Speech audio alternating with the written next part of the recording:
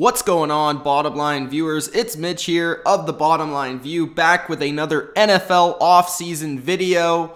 In this video, I will be discussing the 10 free agents still available in the NFL that teams need to pick up and that I still believe can make an impact and help teams across the NFL win games.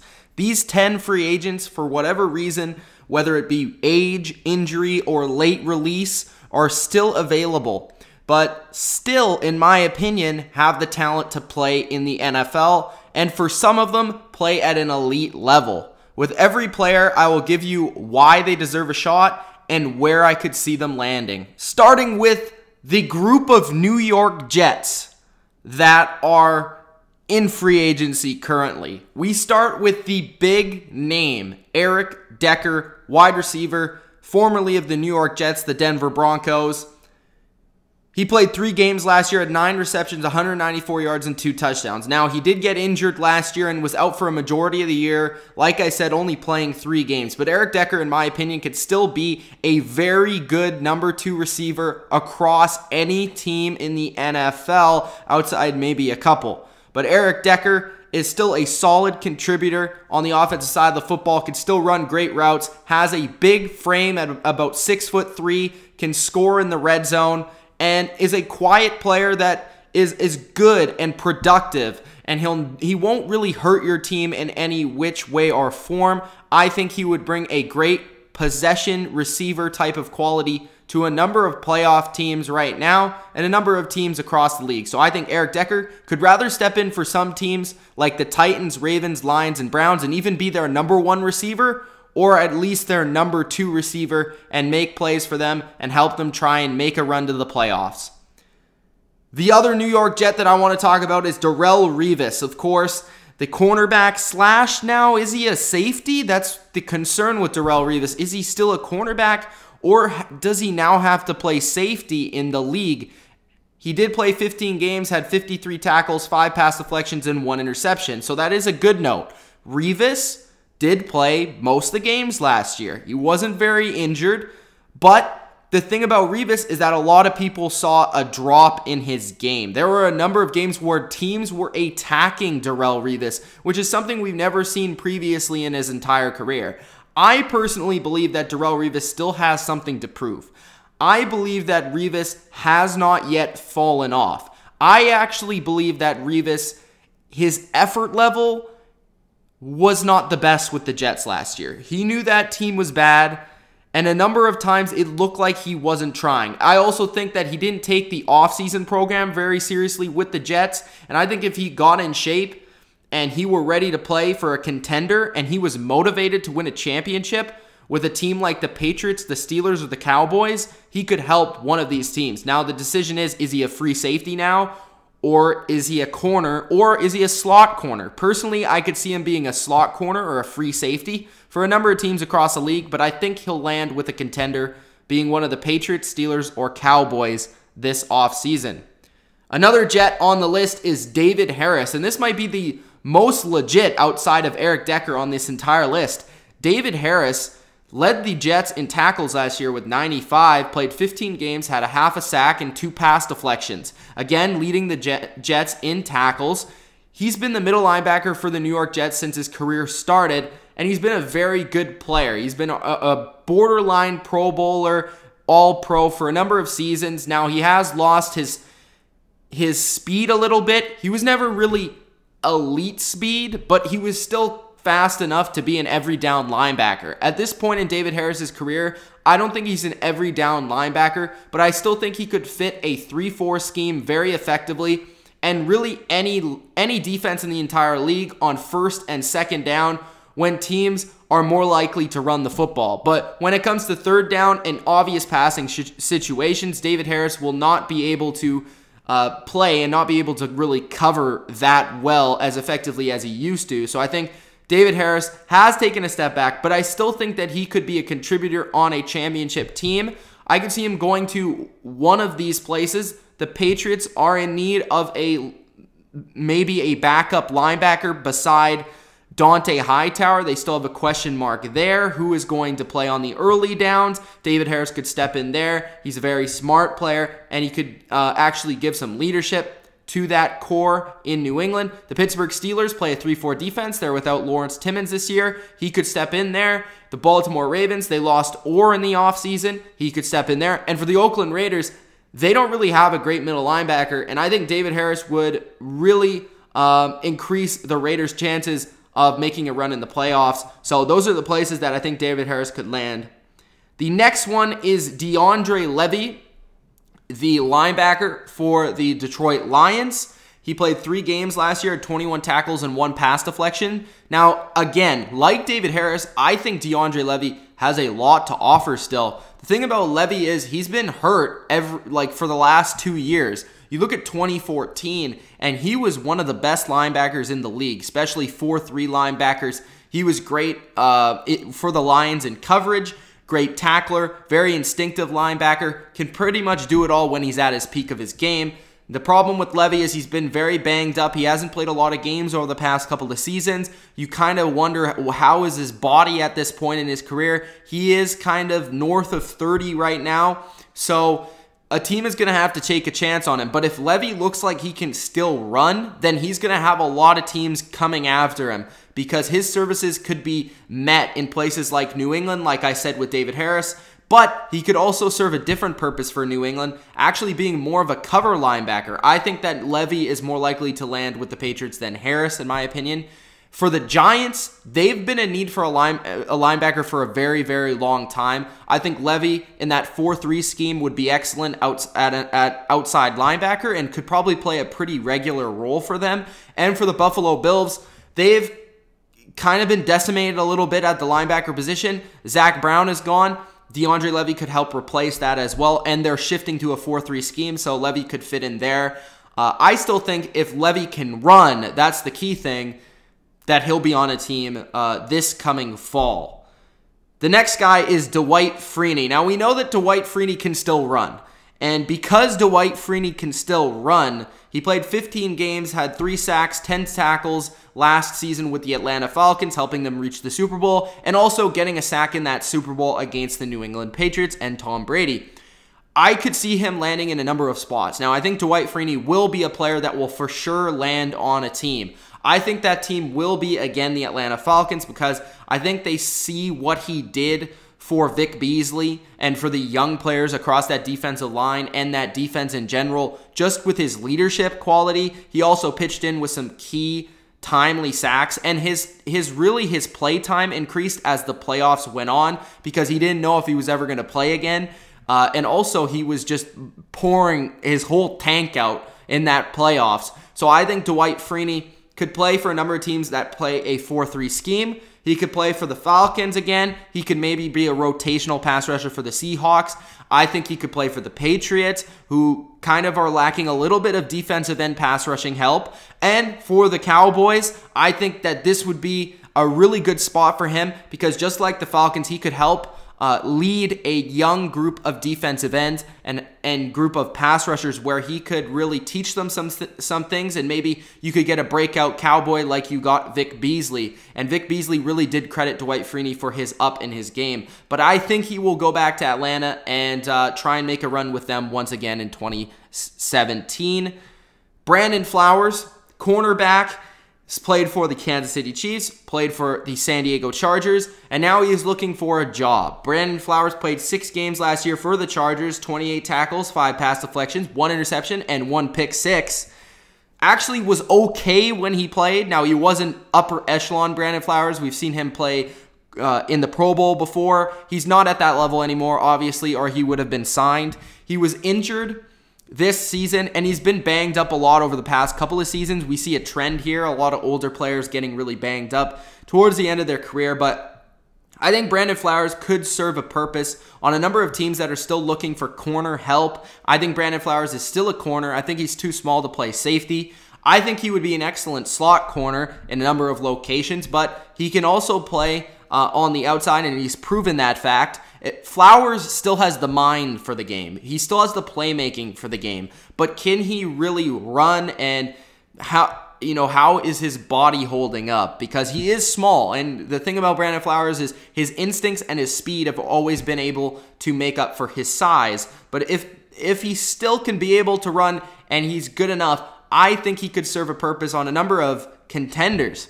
I think the Ravens are still looking for a corner, especially with Young going out with an injury and probably not returning this season. The Dallas Cowboys, they have a lot of young corners, and he might not start for the Cowboys, but he could come in there in a similar role as Dwight Freeney. Maybe could help some of those young corners develop and teach them the game. The Oakland Raiders are a team that makes a lot of sense because they've seen Brandon Flowers throughout the course of his career playing for both the Chargers and the Chiefs. They know him really well. Sean Smith is also there. So it could make sense that Brandon Flowers goes to the Raiders, a team that still need corners. And for the Detroit Lions, I think they need a couple of corners. I think they did address that a little bit in the offseason. So did the Raiders. But I think that Brandon Flowers could go to a number of these teams and help them, even if it's just in a depth role. Then we go to Nick Mangold, who is the only offensive lineman I have on this top 10.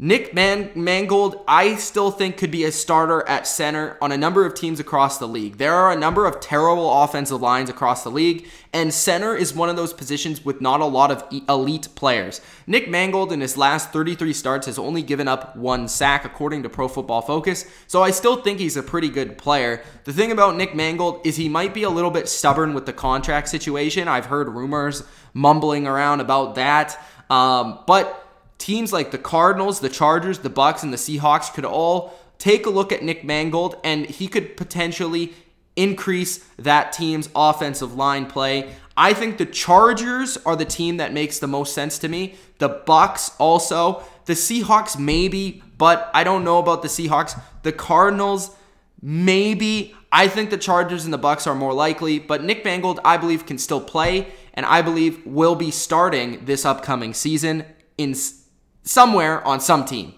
Then we go to Gary Barnidge, who's a tight end. He played 16 games, had 55 receptions, 612 yards, and 2 touchdowns in 2016.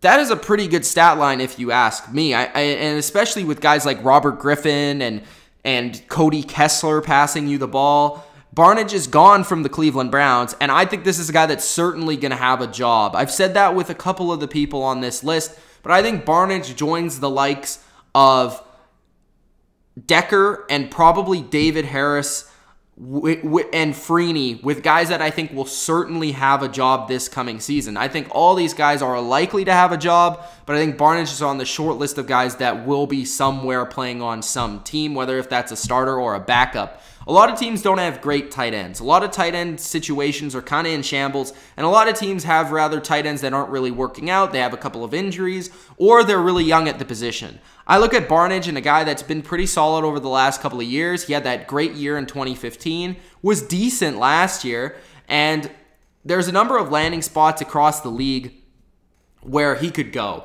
The obvious one is the Baltimore Ravens, a team that do have a number of tight ends, but they're all kind of average.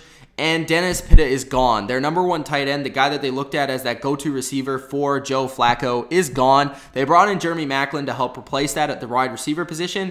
But Barnidge is a guy that they know well. He played for the Browns, so they could look at him and he could potentially come in and play alongside Ben Watson to give the Ravens some sort of a tight end threat as well. And the Ravens, that tight end position is huge on their team. They usually carry 3 or 4 of them. The New Orleans Saints. Now, this might be a little bit of a shocker to some people, but Coby Fleener has not been good with the Saints. And I think if the Saints do want to contend in that NFC South, they're going to need a tight end target that's reliable for Drew Brees.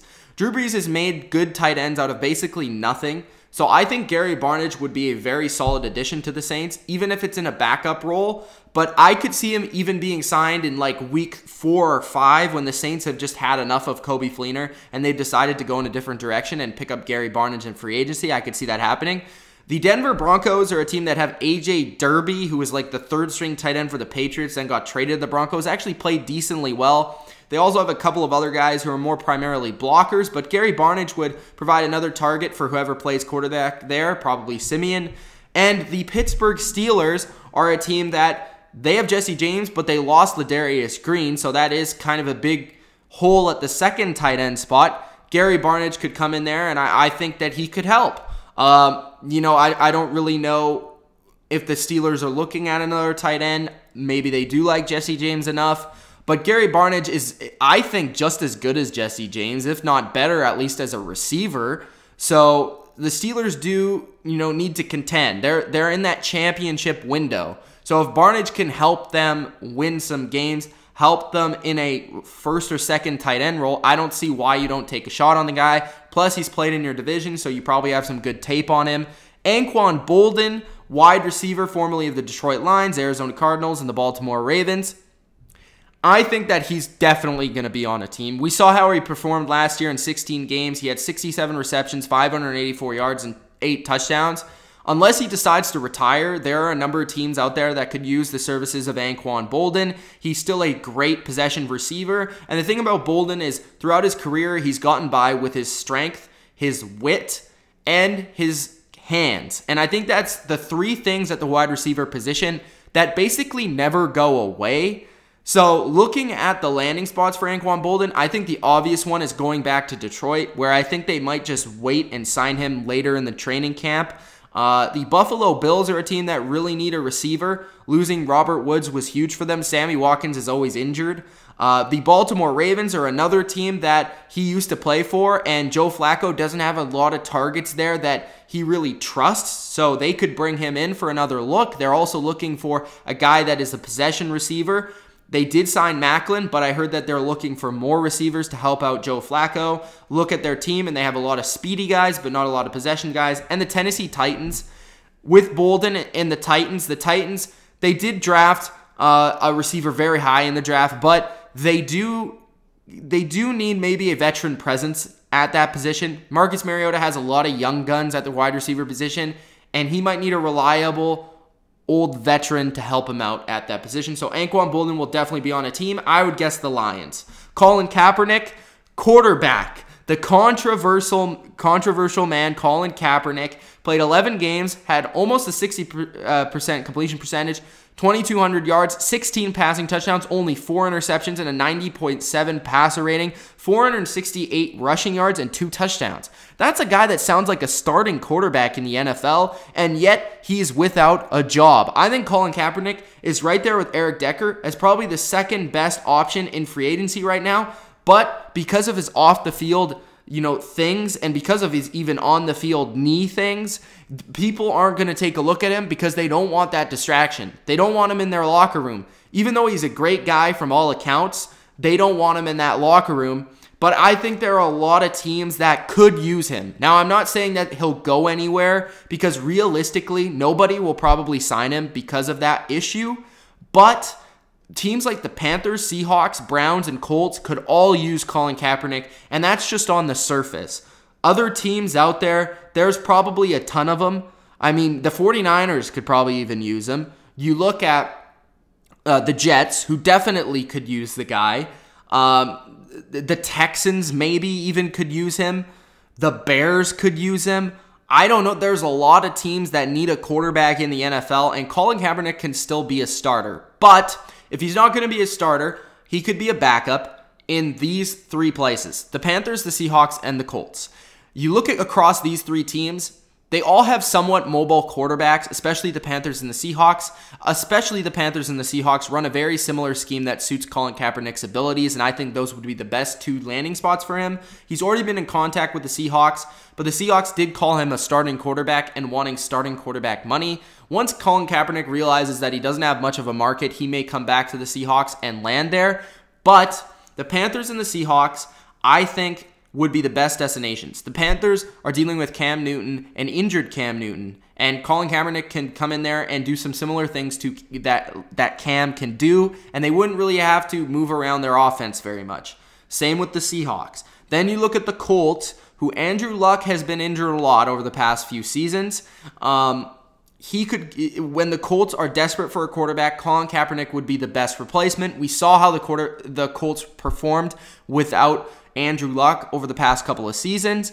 And the Cleveland Browns are a team that Colin Kaepernick could easily start at, so I wanted to throw them in there as well. If the Browns feel like they are maybe going to contend in this division this year, they could put Colin Kaepernick and he could be the starter because I'm not sure how sold they are on guys like Osweiler, Kessel, or Kaiser. So those are the 10 best free agents still available in the NFL. I hope you guys enjoyed this video. If you did, please hit the like button and subscribe for more NFL content. It's Mitch of The Bottom Line View. Thanks guys for watching. Peace out.